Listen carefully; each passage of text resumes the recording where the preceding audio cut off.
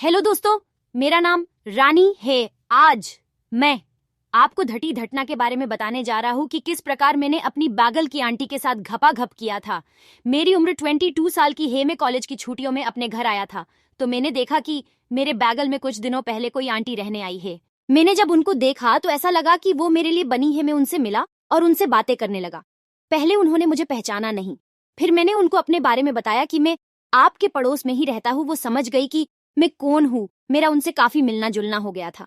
मैं बता देता हूँ कि उनके पति नहीं है।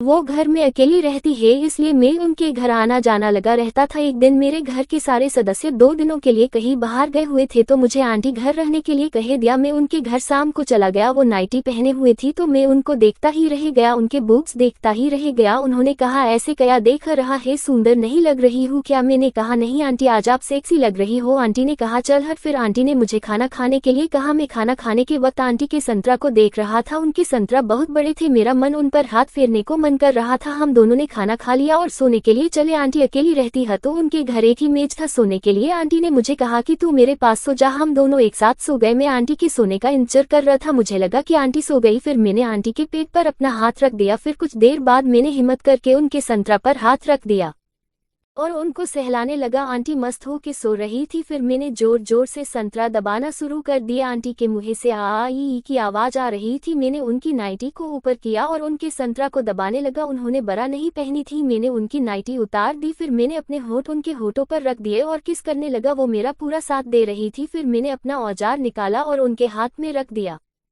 फिर मैं ताजे सा मारने लगा। आंटी आ की आवाज निकाल रही थी और कह रही थी कि आज मेरे गुफा की साड़ी खाज मिटा दे।